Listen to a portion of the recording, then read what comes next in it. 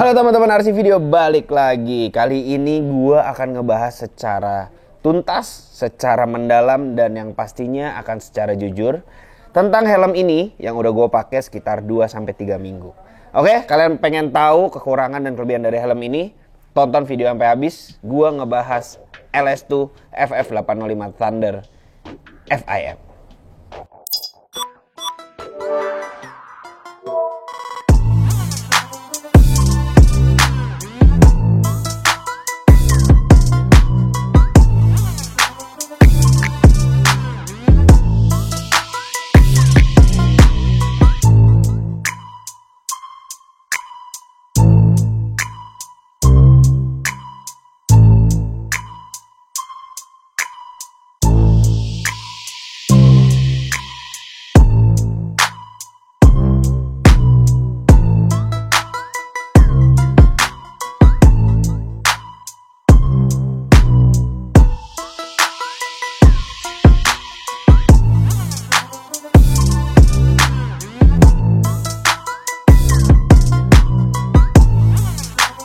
Oke, sekarang gue akan melakukan review onboard, asik onboard.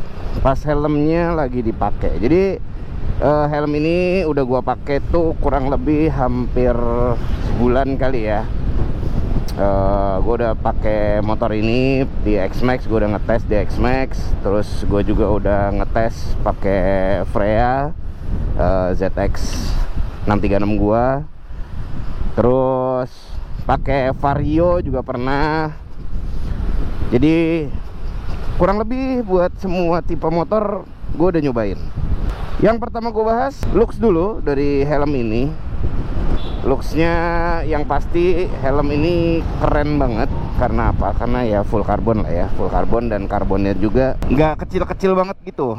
Jadi dia lumayan gede untuk karbonnya. Jadi looksnya sih buat gua helm ini keren gitu. Terus ditambah bentuk visornya juga beda. Dia nggak kayak visor kebiasaan yang kayak helm biasa gitu. Dia ada tekuk ke bawah. Itu fungsinya nanti akan gua jelaskan juga. Tapi helm ini secara looks nggak biasa dan keren. Ini gua pakai size M ya. Ini kan yang FIM nih, LS2 FF805 Thunder FIM. Jadi dia sertifikasi FIM karbon. Dan kepala gua size itu 57 ya. Ini gua pakai size M. Cuman kemarin gua nyobain size L nya yang FIM juga. Itu masih nyaman sih di kepala gua. Jadi buat teman-teman yang kepalanya size M-nya 57 kayak gua, itu kan M kecil, itu masih bisa pakai size M-nya si LS2 ini. Buat catatan, shell LS2 ini ada 3 size ya. Gue lupa pembagian size-nya, tapi ada 3 size. Lalu bentuk dalamannya itu IPS-nya itu long oval. Jadi dia memanjang ke belakang ya, jadi agak sempit di kanan kiri. Nah, cuman buat teman-teman yang kepalanya mungkin mirip sama gua 57 dengan bentuk yang gak terlalu bulat, pakai size M di helm ini masih oke gitu. Tapi kalau udah 58, gua menyarankan mungkin kalian sebaiknya naik ke L. Karena jujur, waktu pertama kali gue pakai helm ini, itu di bagian atas telinga, tulang atas telinga itu agak sedikit ada, bukan sakit tapi ada kerasa ketekan sedikit gitu. Apa ya, bukan ketekan, nyentuh IPS sedikit gitu. Tapi lama-lama setelah gue pakai ini udah aman, udah nyaman banget. Jadi udah enak sih size M ini di kepala gue gitu. Terus selanjutnya helm ini ringan. Iyalah ya karbon. Ini gue, kalau kalian lihat, gue udah pakai intercom ya. Nanti ini gue rasakan masih cukup ringan, masih sangat ringan dipakainya, nggak ada penambahan beban gimana-gimana. Nanti kita akan coba timbang aja ya. Kita timbang helm ini seberapa beratnya tanpa dan menggunakan intercom. Ya, jadi seperti yang tadi gue bilang, helm ini itu shellnya 3, dari paling kecil sampai paling gede. Size-nya itu kalau nggak salah, menurut ukuran ya, itu ada XS sampai double XL kalau nggak salah. Nah itu, ini gue kayaknya pakainya yang tengah-tengah shellnya. Untuk badan gue yang 84, tinggi gue tuh 170.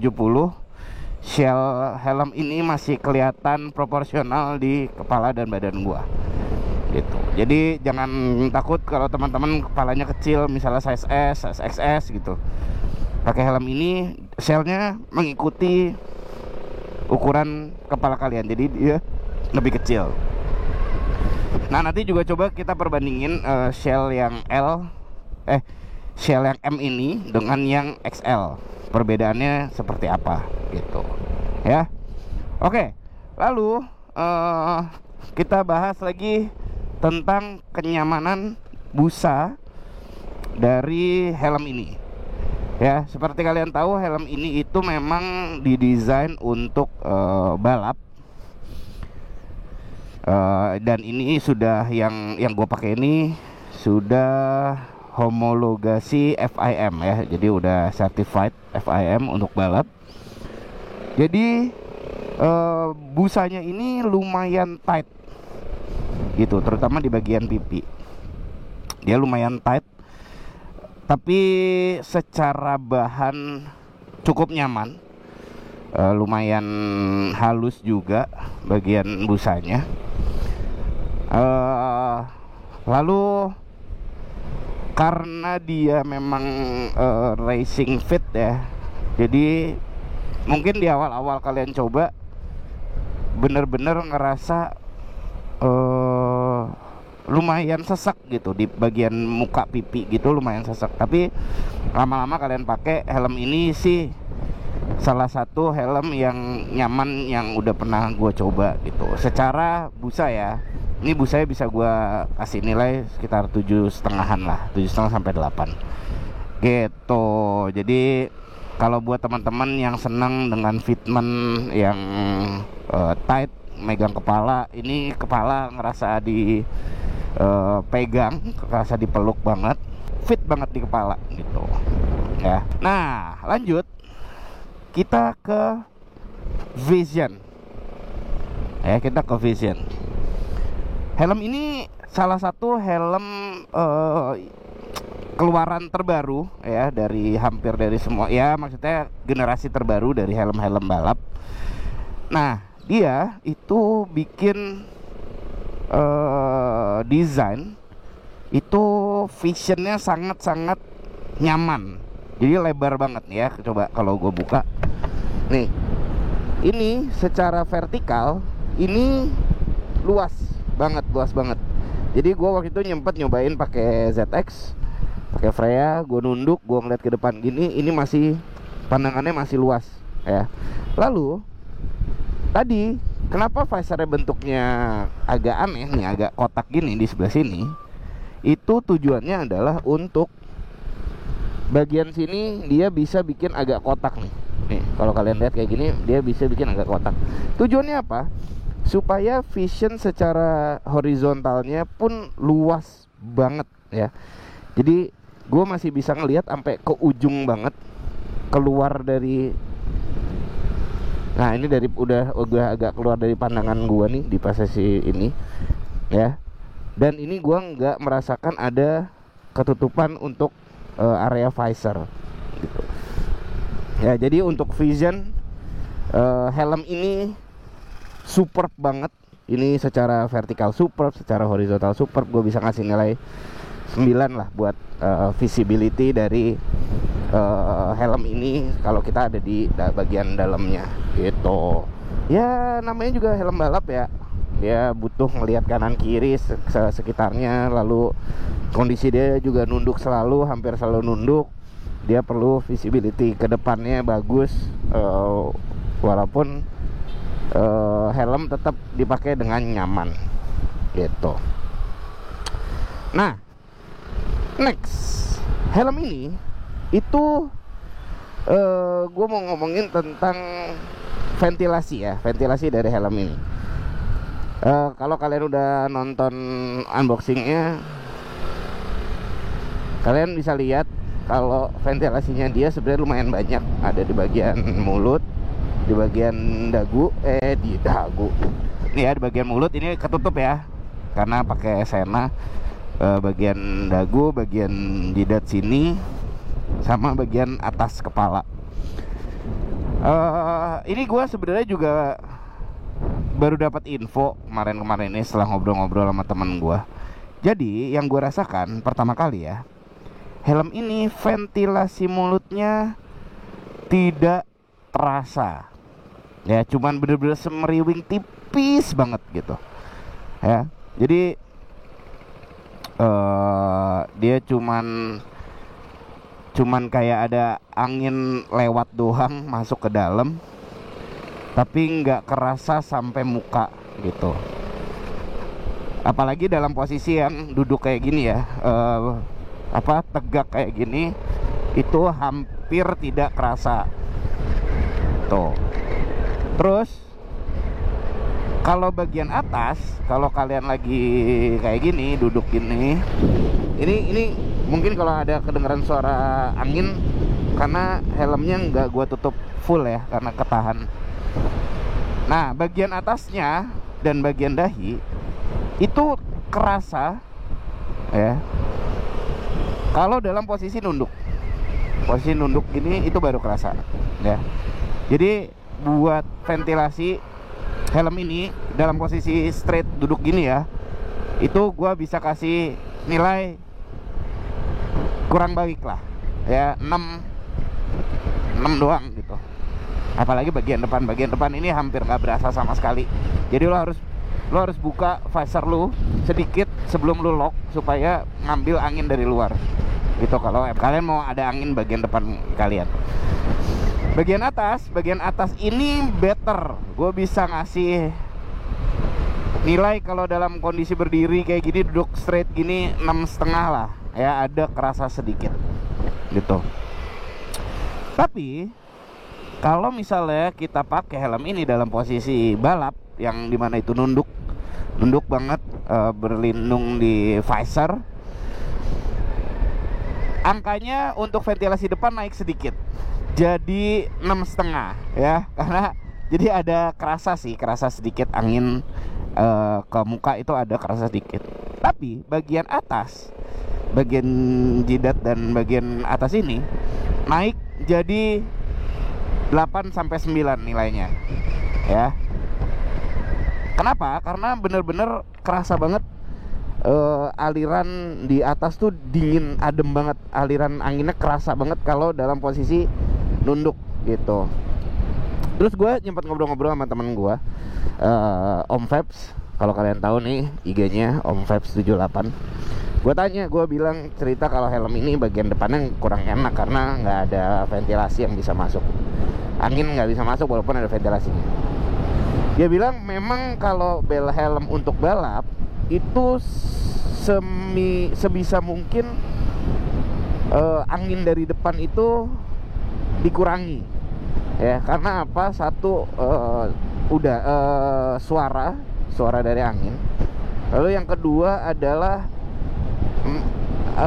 mata tuh bisa kering gitu ya, apalagi kalau balap dalam high speed 200 km per jam gitu, angin masuk ke depan dari ke dalam itu, kalau kena mata jadi kering ya, lu balap mata kering amat berbahaya gitu.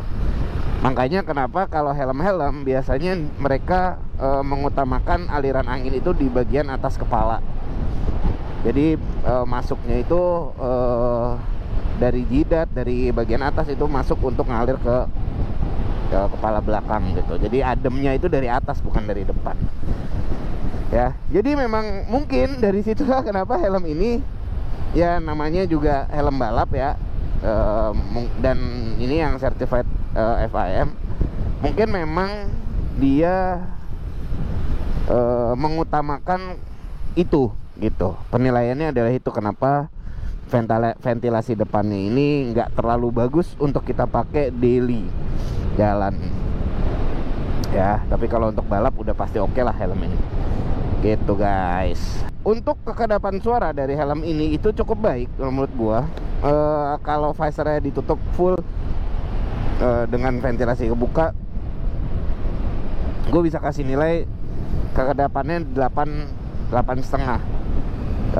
Suara angin nggak terlalu parah walaupun ada, dan nggak mengganggu gitu. Jadi masih oke banget, cukup kedap untuk dipakai. Karena ini kalau kalian lihat ya di X-Max gue ini, visornya, windshieldnya ini agak nanggung, jadi dia flow anginnya juga nggak jelas kemana, agak bikin gitu-gitulah. Tapi masih oke secara kekedapan untuk helm ini. Nah, ini next gue mau ngomongin soal barang yang kayaknya udah jadi suatu kewajiban buat teman-teman kayak yang pakai helm sekarang riding, yaitu adalah intercom.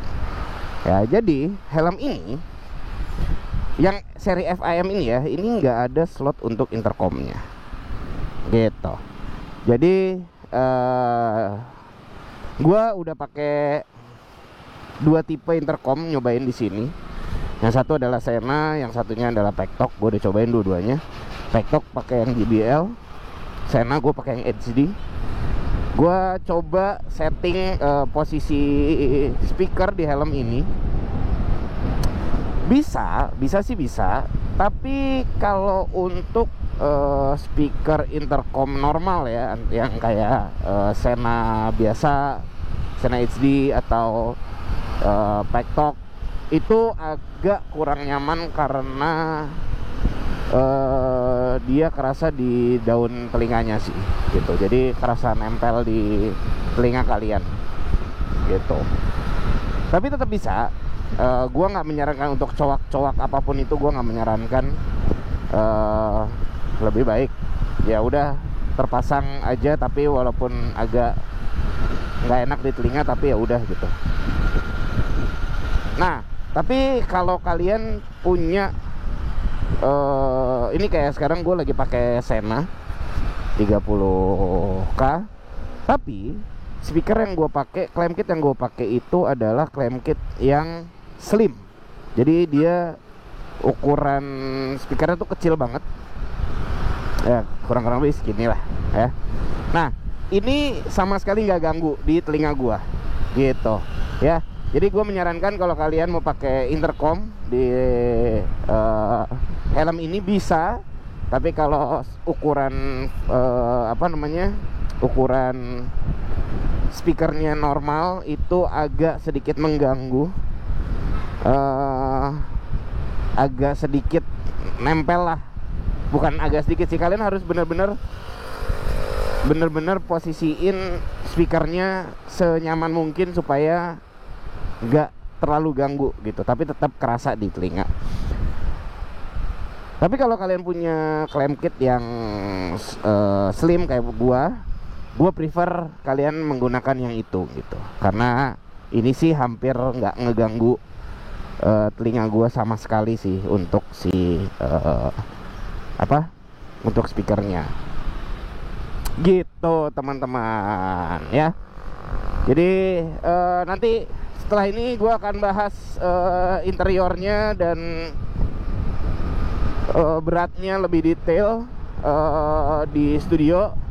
Jadi kita lanjut ke studio. Nah, itu tadi impresi gue menggunakan helm ini di atas motor. Sekarang udah balik lagi ke studio. Asik studio. Nah, sekarang kita bahas helm ini secara detail helmnya ya. Detail helmnya akan kita bahas. Mungkin yang pertama kita bahas enaknya beratnya ya. Nih. Oh iya, gue putar dulu dah biar kalian lihat. Ya. Oke.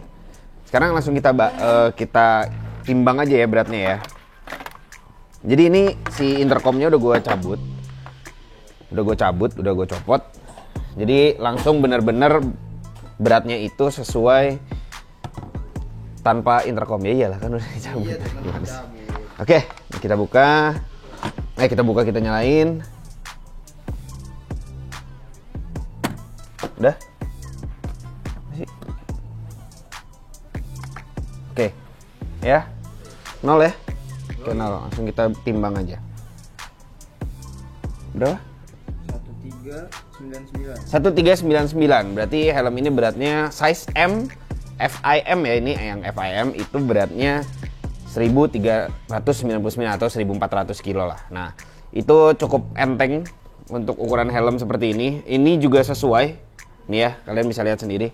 Tulisannya 1350 plus 50. Kurang lebih. Ya. Nah, berarti kalau ditambahin sama intercom ini Sena 30K, cuman gue pakainya tadi salah. Gue pakainya yang wired boom. Kok minus? Udah ya. Oke. Ini kurang lebih sekitar 160 gram. Ya, jadi total kalau pakai helm ini ditambah intercom Sena 30K dengan wired boom ini sekitar 1560-an gitu. Jadi 1,5 kilo. Nah, itu sih menurut gue masih enak dipakainya, masih enteng. Seperti yang tadi gue bilang. Gue penasaran berat visor sama shellnya berapa? Boleh nggak? Boleh dong. Ya, oke. Sekalian ya nih, ini gue bahas. Ini cara ngebuka visornya. Cara ngebuka visornya ini lumayan unik sebenarnya teman-teman ya. Mungkin kalau kalian lihat di sebelah sini, ini ratchetnya tuh kesannya kayak lu harus buka pakai kunci L. Bener kan? Betul. Ya, kayak pakai kunci, anjir ribet banget harus pakai kunci L. Itu yang pertama gua pikirkan waktu ngambil helm ini, ya. Jadi, sebenarnya itu kalian butuh buka ininya, ini karena fitur locknya helm ini ada di depan. Ya, ditekan sekalian atas, buka ke atas sekali. 2 kali sampai mentok. Lalu, nih. Kalian lihat ya. Ini ada kunci gini yang apa warna apa ini? Chrome. Kalian tekan ke belakang, dia kebuka. Lalu yang sebelah kiri juga sama, tarik sampai dia kebuka gini, ya. Lalu bukanya itu unik. Biasanya kan kalau helm ini langsung dicabut ya. Ini enggak. Jadi kalian tutup dulu, ya.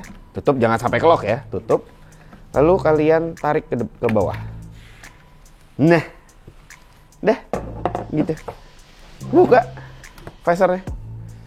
Ya, jadi memang agak unik ini. Jadi ini cuma sebagai apa ya, istilahnya penahan aja supaya visornya itu nggak kelepas gitu. Oke, sekarang kita hitung tanpa menggunakan visor. Ya ini sih penting nggak penting ya. Tapi siapa tahu banyak yang kepo. Ini tanpa visor. Berapa, Pak? 1212. Hah, serius? 1212. Ya. Jadi helmnya aja cuman 1212 gram atau 1,2 kilo doang, ya. Nah, ini visornya mungkin ini karena ada bahan ini gua nggak tahu sih metal atau apa, ya. Lalu penguncinya, bagian penguncinya juga ini gue nggak tahu metal atau bukan. Tapi langsung aja kita timbang. Gimana cara nimbangnya? Cepat aja. Oke, sorry. Oke, jadi langsung kita timbang. Susah bang, gimana ya? Itu nolin dulu.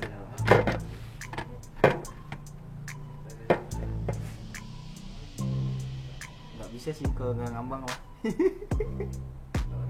Gimana ya? Gini. Iya gitu. Oke lah.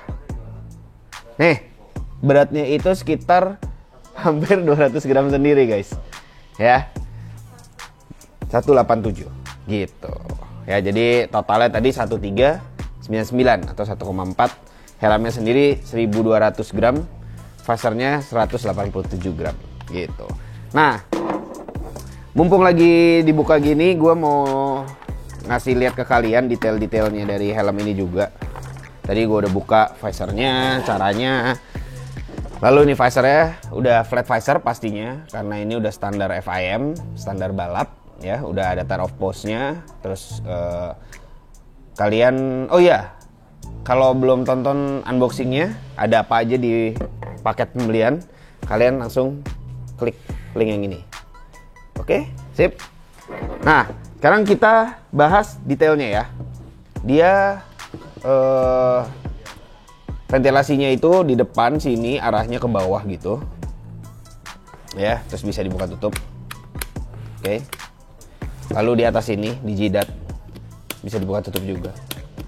Dan di atas ini slide buka tutup juga. Ya. Jadi memang karena ini memang helm balap, seperti yang tadi gue bilang, dia posisinya itu memang harus nunduk, ya, buat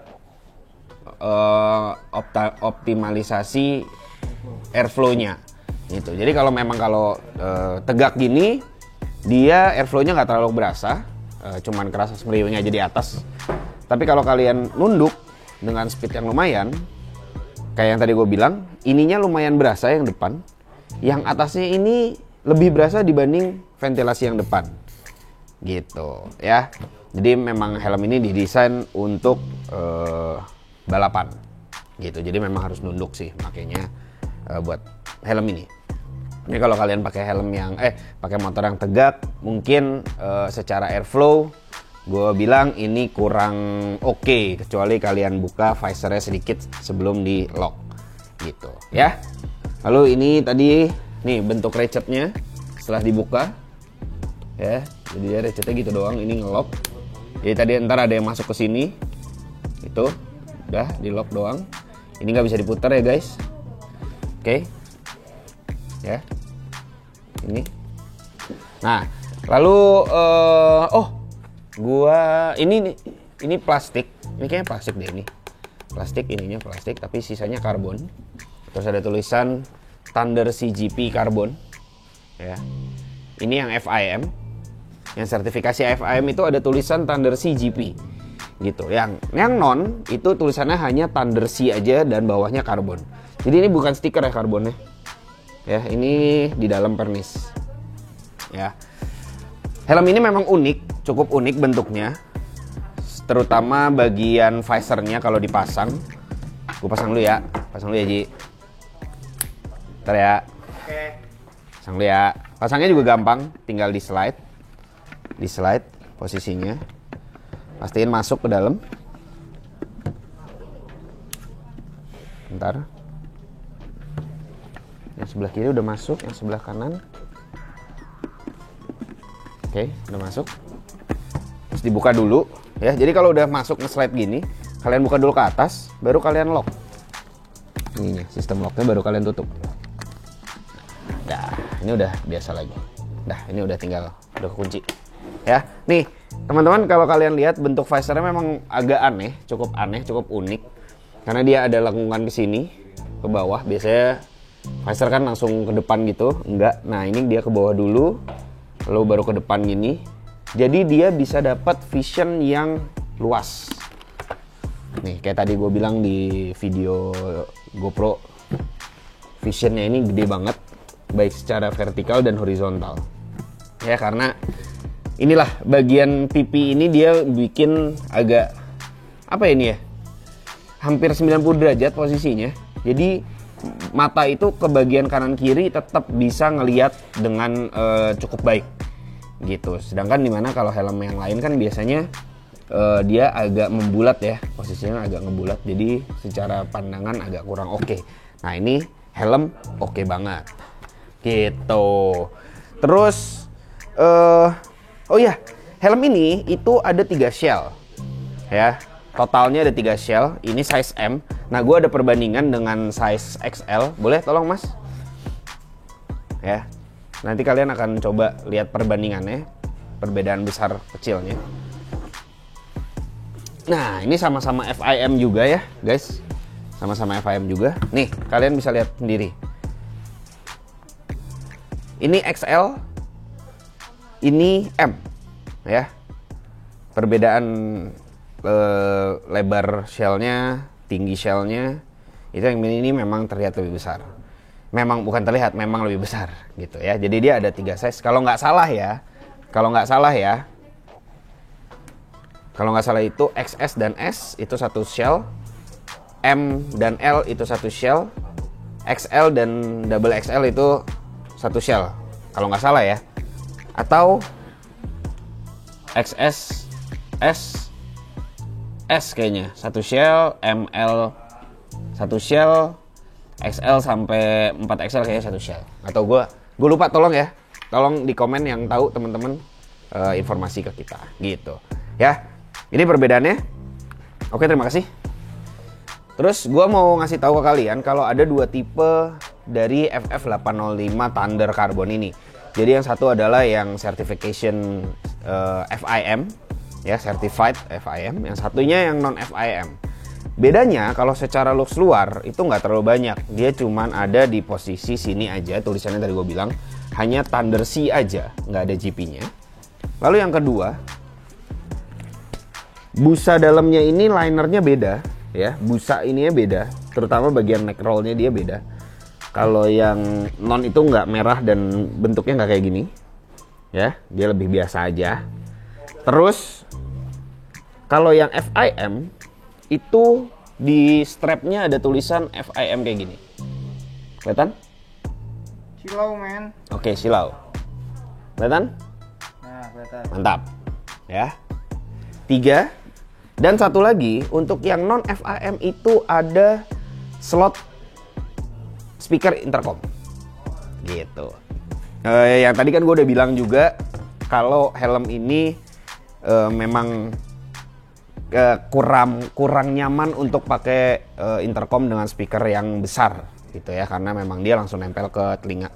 Kalau kalian punya yang slim atau yang kecil masih oke, walaupun tetap dia kerasa di telinga gitu ya, karena memang ini peruntukannya untuk balap gitu. Oke. Kita bongkar ya. Bongkar. Sekarang kita bongkar aja ya, bongkar semua busanya, kita lihat. Oh, gue ada satu yang menarik di helm ini, yang gue suka. Sistem klip ininya dia nggak pakai klip yang ditekan, klip gitu, tapi dia menggunakan sistem magnet. Jadi kalau udah pasang gini tinggal udah pasang dia. Ya, nice ya. Oke, kita bongkar. Ini udah di mention ada SNI belum ya? Nih, ini udah SNI loh guys.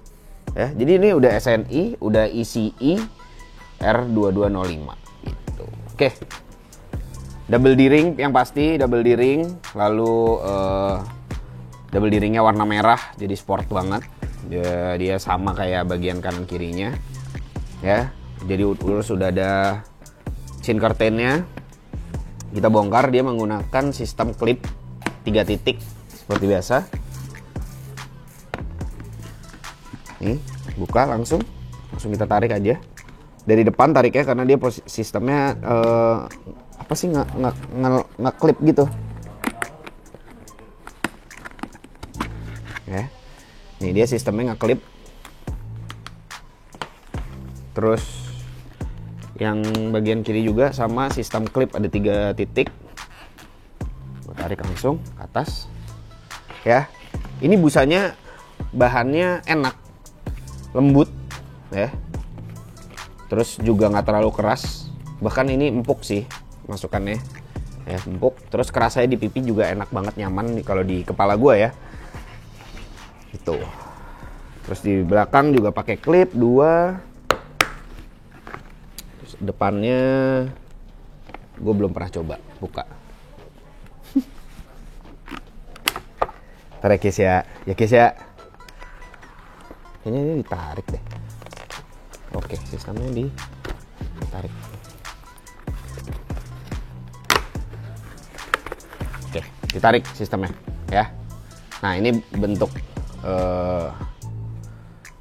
apa? Iya, crown padnya ya. Tuh. Nah, bentuk dari keseluruhan helm ini itu adalah long oval. Jadi buat kepala kalian teman-teman yang rada bulat, itu gua menyarankan untuk naik 1 size gitu. Nah, kebetulan kepala gue itu 57 ya. Kalau di ini gue jadi pakai yang M ini masih masuk, tapi gue kemarin nyobain yang L itu cukup nyaman gitu. Jadi semuanya masih megang di kepala gue, cuman nggak terlalu di bagian telinga sini, nggak terlalu ngedempet gitu. Jadi gue masih bisa M, bisa L. Tapi buat teman-teman yang mungkin size-nya kepala 58, baiknya up size ke L itu ya. Jadi gini bentuk dalamnya. Oke. Sip. Mantap. Mantap, mantap. Mantap. Mantap. Oke, jadi itu review secara jujur gue tentang LS2 FF805 Thunder FIM ya. Nah, yang buat menarik dari helm ini adalah harganya guys ya. Jadi harganya untuk yang FIM ini udah sertifikasi FIM ya, full carbon FIM, itu harganya hanya di 6 jutaan aja. Gila nggak? Menarik banget nggak? Helm karbon udah sertifikasi FIM itu harganya cuman 6 jutaan. Ya. Meanwhile yang non FIM itu harganya lebih murah lagi. Harganya ada di 4 jutaan doang. Ya, jadi bedanya tadi udah bilang ada 4 perbedaan antara yang FIM dan non FIM, tapi harganya di 4 jutaan. Jadi ya hampir 2 juta lah bedanya gitu. Jadi tinggal terserah kalian mau yang mana, mau yang FIM, mau yang non FIM. Semuanya bisa kalian dapatkan di RC Moto Garage yang pastinya gitu. Oke. Oh ya, gue mau ucapkan terima kasih juga. Seperti yang kalian lihat, jaket gue baru, asik ya. Dainese, hah? Barunya di notice banget. Baru dong ya. Ini adalah jaket Dainese. Ini tipenya airframe D1 Tex ya, dari dainese.id gitu. Jadi kalau teman-teman mau lihat barang-barang Dainese bisa kontak ke @dainese.id atau di tempat kita di RC Moto Garage juga ada, kalian bisa langsung datang aja gitu. Oke. Jadi kesimpulan hal yang gue suka dan gak gue suka. Yang pertama yang gue suka adalah harga. Ya, harganya nggak terlalu mahal untuk sertifikasi FIM. Kedua, bentuknya tuh nggak normal, nggak biasa, tapi menarik gitu kan bentuk helmnya. Ya, dua itu.